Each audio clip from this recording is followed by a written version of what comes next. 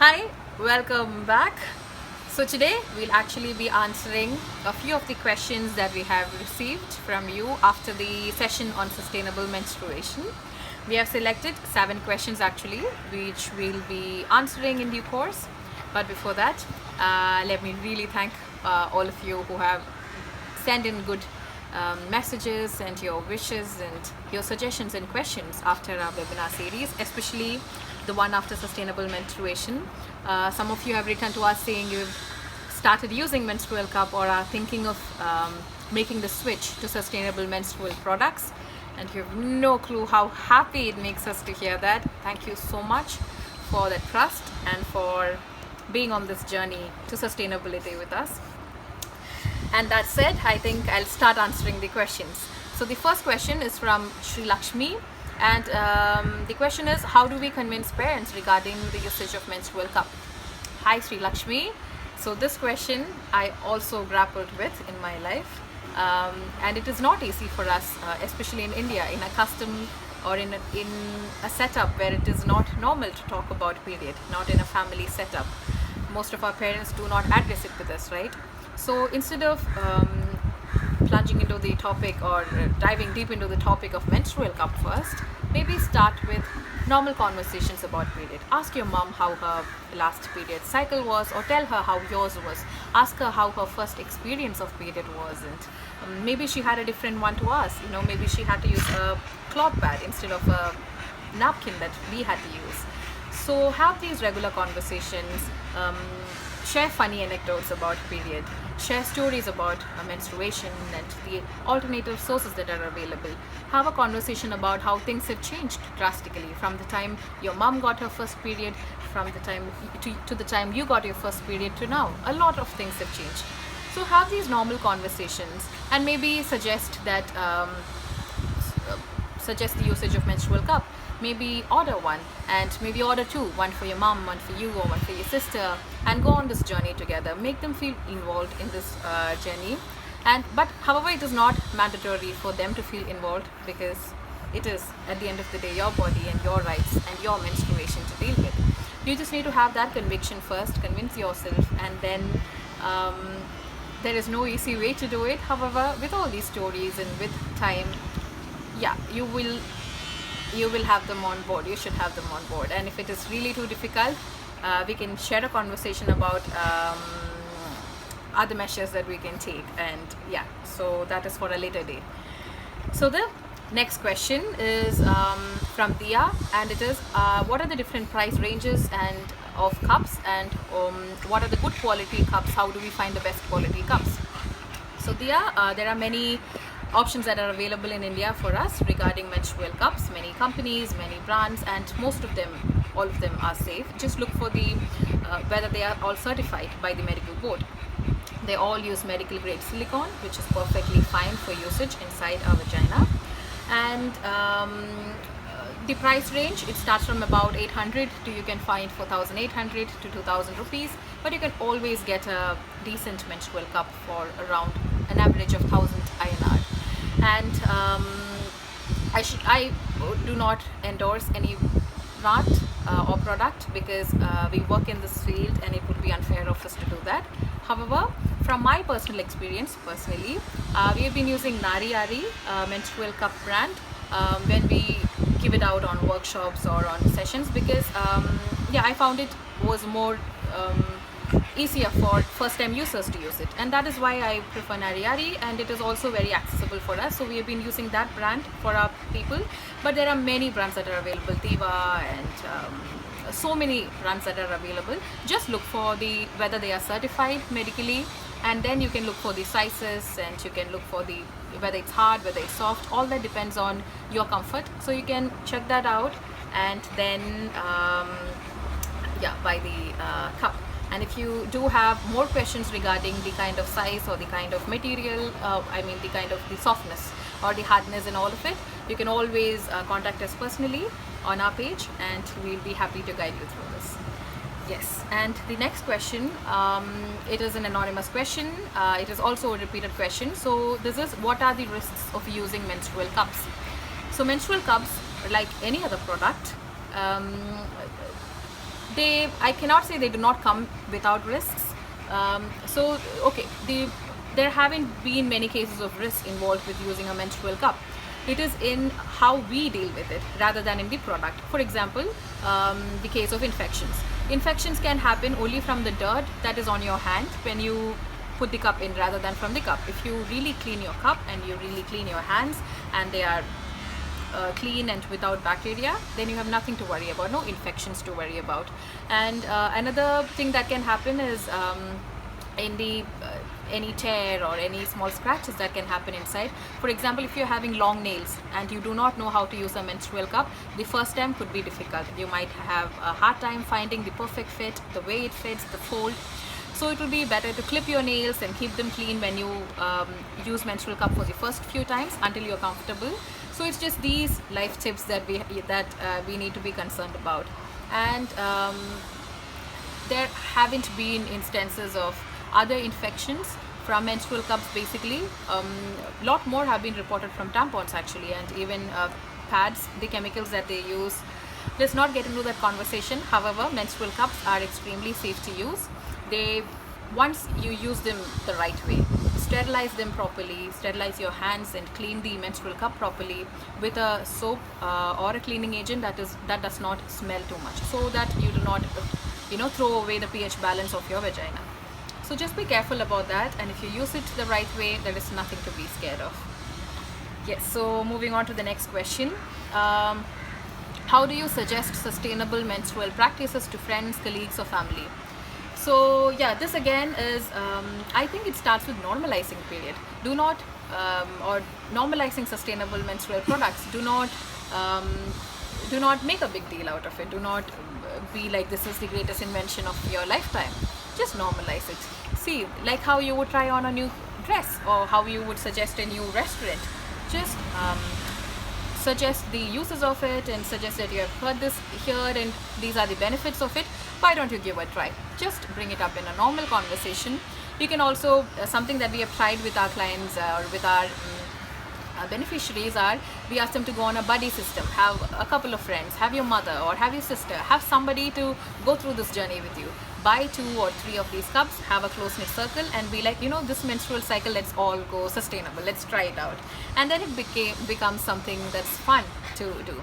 So yeah, so that is how you would suggest this. You can also actually gift one to somebody whom you want to suggest to. Gift one to them, because the first hard step is usually in buying this. So gift one to them, let it sit in their almirah or let it sit in their shelf for a while, and then there will come a time when they will use it, right? So yeah, these are the tips for it. And the next question is from Devika, and this is about cloth pads. How many should be bought? This again, Devika, is a very it depends on actually the flow that you have and how regularly you like to change your pads. It is almost as regular. You have to change your cloth pads as almost as regularly as you change your disposable sanitary napkins. So in the number of cloth pads that you should have, I think an average 10 to 12 would be a good number. Anywhere under 15, between 10 to 15, like 4 to 5 day pads, 4 to 5 night pads and 3 to 4 panty liners. It should be good for you. So yeah, it again depends on the flow and all that. Depending on your flow and depending on the number of disposable sanitary napkins or tampons you use, just do the math.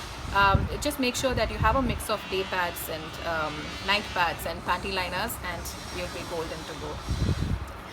And the next question is from Ankita, and it is hard to get around the concept of menstrual cups. How to break the doubts and be confident to use it? True, Ankita, it is very hard to break these concepts around menstrual cups. However, there has been a positive change in this regard. We've all been having these conversations. I think how to break this taboo is to really have more conversations about it, to normalize it. Do not make it look like a big deal. Just have a conversation about it like you would about anything else in life, right? So, and how to break this huge taboo, it wouldn't happen today or tomorrow. It would happen in cycles. A lot of us will start using menstrual cups, talking about it, and then it evolves, and that's how society works, I believe. And as for you, the conviction should come from within about how it is your body and it is your choice to choose what you want on your body. So buy a menstrual cup, use it. I always suggest this to my first time users. Do not use it on a day that you're having the flow on. I mean, you can, but try to use it on a day you're not on your period.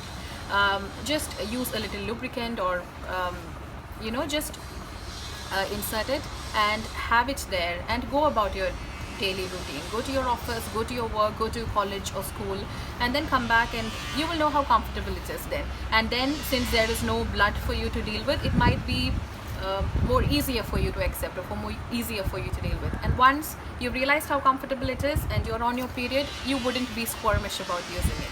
And some people really do get disgusted or irritated with blood, and that is also one of the reasons why these disposable sanitary napkins are really putting us away from dealing with our menstruation. It is keeping us at a distance. When you use a cup, you have to touch the blood, you have to smell the blood, you have to see the blood. And though it might sound very cringy to you right now, after the first two times, you start developing a connection with it. Not a soulful connection or anything, just the fact that it is in this color, so this is what is going on, or it smells like this, maybe it's the food that I ate. All of this starts making sense. Your body starts making sense, the functions happening around it starting sense. So yeah, I would say the first step is to start seeing it as normal as you could, and then everything should fall in place. And now we are going on to our last question, I believe, and that is, this is a very repeated question. Many people ask us, and many people have asked, and this is how to use a menstrual cup. I'm extremely sorry. Today, right now, I do not have my menstrual cup with me. Usually I demonstrate with it. However, it's very easy to use a menstrual cup. There are many tutorials available online. So first is in buying the right kind of cup, the right kind of size for you. It depends on how large or small your vagina is. Then depending on whether you want a hard one or a soft one or a medium one. All of this you can figure out once you understand your vagina, once you understand what will work there, what will fit there. You can try a few trial and errors, or you can actually have an offline conversation with us about it. We'll help you figure it out. So the first step is in buying the right fit, and once you have bought it, you sterilize it. It always comes in very good packaging. You sterilize it in very hot water, in boiling water. You sterilize it, and after that, when you are about to use it, you clean first your hands and then the cup with a soap, with a regular soap. It will be good if you use anything that is not very fragrance oriented. Something with a lot of aroma, don't use. Something that does not smell a lot, something that is a mild cleaning agent or a soap, use that. Use it to clean your hands properly, your nails. Make sure your hands are clean, make sure the cup is clean, and then you use one of the folds. You can use a C fold. You can actually look it up. There are many folds that are available. You can use a C fold, you can use a thumbs down fold. There are many such folds that are available. So you use one of these folds and then you insert it, and then you need to move it around a bit for it to rightly fit and suction and stay in there, and then you just have to forget about it. You will get the right way it fits after a couple of times, sometimes even in your first try, and then forget about it. And then when you're about to remove it, it stays for around 6 to 8 hours usually. It also depends on your flow. It doesn't leak like that. It actually has good capacity. And after, when you're ready to remove it, it is usually best to squat when you put it, as well as remove it, or you'll find your best position to put it in, but it always helps to squat. So you slowly, there is always a stop at the end of the cup, so you put your hand inside and you find that stop. Do not pull using the stop. Please be careful. Do not pull using the stop. Just use that stalk or that whatever pokes outside to find the base of the menstrual cup. And once you find the base, keep your fingers around it like you would hold an egg, and then slowly punch it a little bit so that so that the suction is off. Just punch down on it a little bit, and then a small airway would be there wherein it will become loose, and then you slowly pull it out. That is how you take out a menstrual cup. and then you can pour the blood down your wash basin or your closet or your toilet or drain, and then you wash it. You wash it again with soap, and you can reuse it after that. And after your menstrual cycle is done, you can sterilize it again, dry it, put it in the cover that it comes in, and keep it in an airtight container. That is what I usually do. This is what you can do as well. This is the way to use a menstrual cup.